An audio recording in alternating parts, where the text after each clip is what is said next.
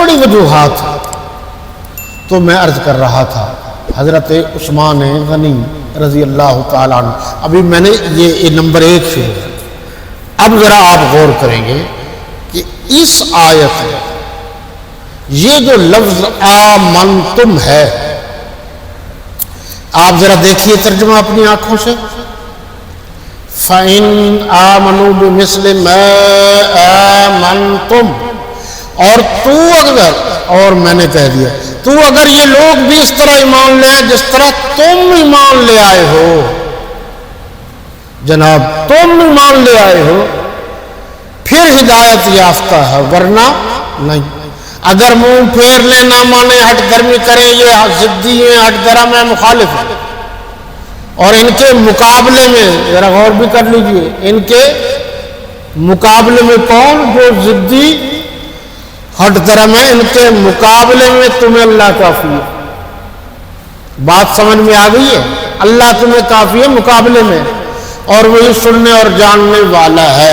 ذرا اس کی تھوڑی سی، کیونکہ وقت نہیں ہوتا ہمارے پاس، تھوڑی سی ہم تشریح کر دیتے ہیں تاکہ آپ کو بات سمجھنے میں آسانی ہو۔ یہ سب سے پہلے جو میں حضرت مولانا مفتی محمد شفیع صاحب رحمۃ اللہ تعالی علیہ، مفتی اعظم پاکستان، جنہوں نے معارف القرآن لکھی ہے اور 8 جلدوں میں لکھی ہے۔ معارف القرآن 2 ہیں، 9 جلدوں میں مولانا محمد ادریس کاندھلوی رحمۃ اللہ تعالی علیہ کی بھی ہے۔ یہ آسان ہے، وہ عالمانہ ہے، یہ عامیانہ ہے، اور یہ بہت مقبول عام ہے۔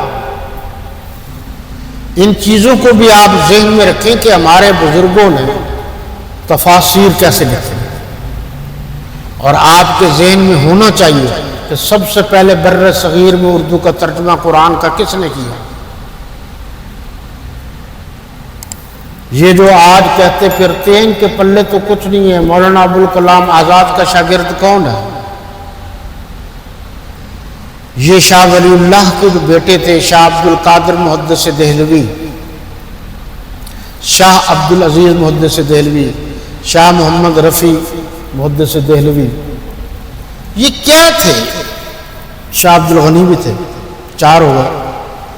تو آپ اگر تحقیق کریں تو 2 نے قرآن مجید پر زیادہ کام کیا ہے اور 2 نے حدیث پر کام کیا، اور بر صغیر میں سب سے پہلے فارسی زبان میں ترجمہ کرنے والا حضرت شاہ ولی اللہ ہے رحمۃ اللہ تعالی علیہ، جس پر فتویٰ لگا دیا گیا تھا کہ قرآن کا ترجمہ تو ہو نہیں سکتا، اس نے کیسے ترجمہ کر لیا؟ ترجمہ ہو جائے گا تو پھر لوگوں کو صحیح بات کا پتہ چل جائے گا۔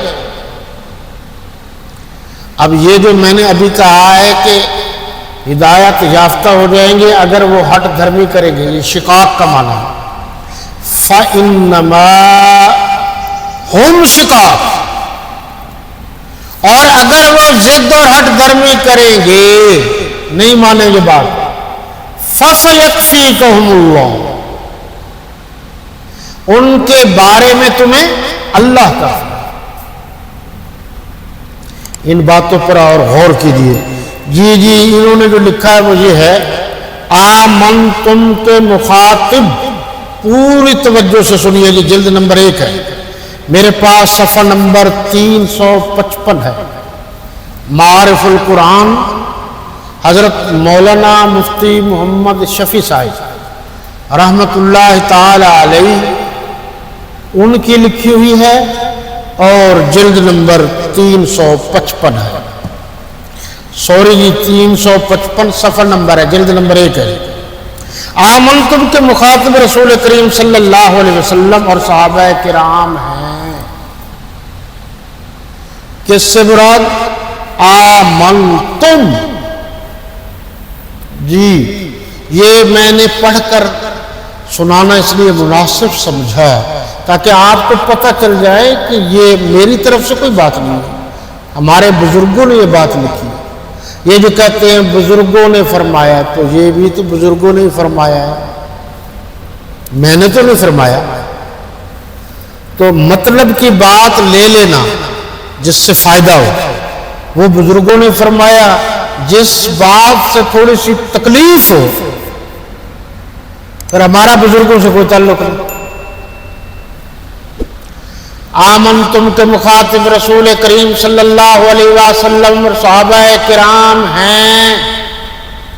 اس آیت میں ان کے ایمان کو ایک مثالی نمونہ قرار دے کر حکم دیا گیا ہے کہ اللہ تعالیٰ کے نزدیک مقبول و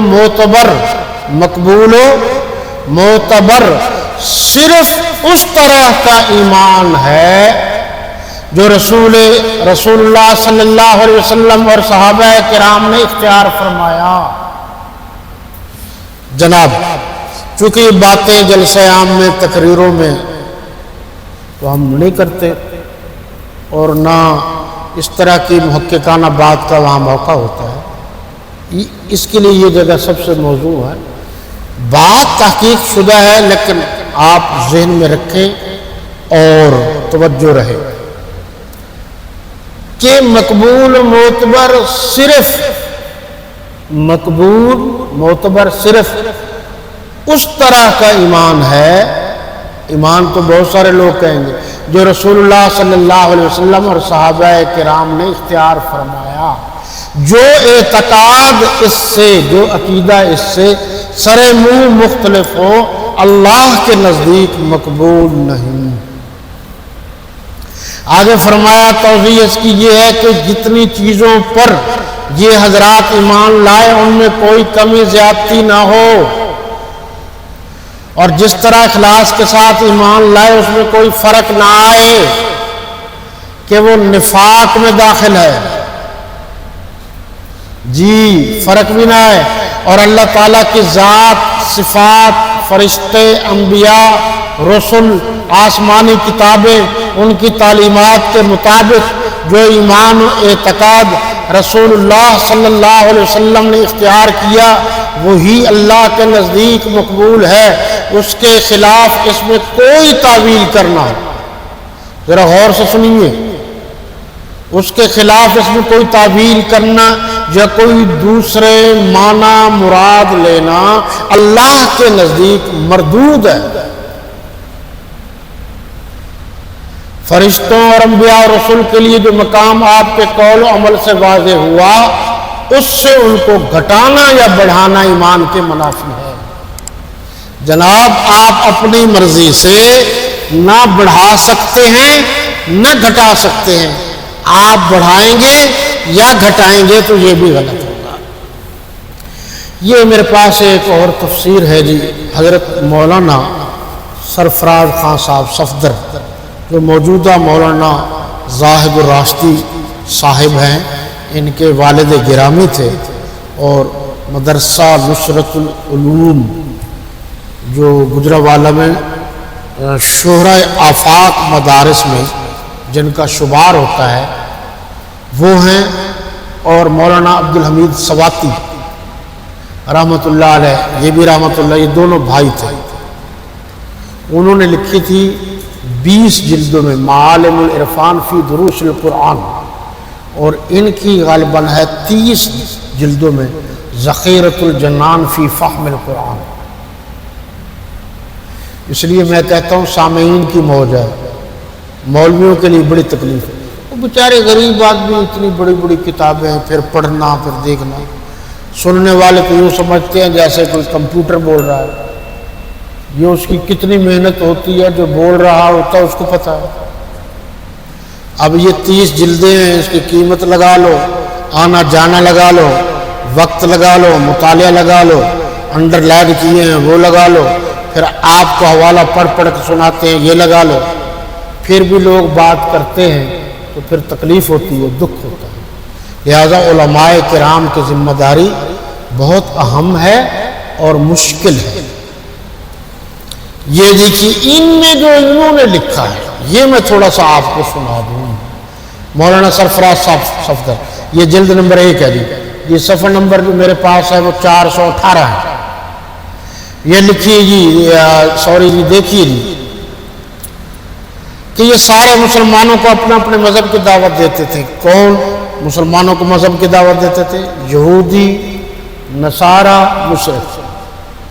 اللہ تعالیٰ نے مسلمانوں کو فرمایا کہ ہم تو قاعدے کے مطابق سب کو مانتے ہیں اور تم نہیں مانتے. یعنی جو گزشتہ انبیاء کرام علیہ السلام ہیں ان سب کو مسلمان مانتے. کوئی ایسی بات نہیں جو درست ہو اور مسلمان اس کو نہ مانے. پس تم ان سے کہو کہ اگر یہ لوگ تمہاری طرح ایمان لائیں گے تو ہدایت یافتہ ہوں گے. انہوں نے لکھا ہے.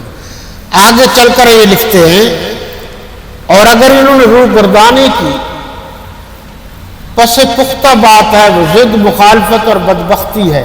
اور جو حضرات دوسروں کے لیے معیار ہیں وہ ثقہ. جی حدیث کی اقسام آپ نے پڑھی تھی نا. یہ جس کو حضرت مولانا خیر محمد جلندری رحمۃ اللہ تعالی علیہ نے بھی ایک رسالہ لکھا ہے حدیث کی اقسام. اس میں حدیث تواتر بھی ہے, متواترہ بھی ہے, حسن بھی ہے, احسن بھی ہے, ضعیف بھی ہے, ثقہ بھی ہے. اس کا راوی ثقہ ہے.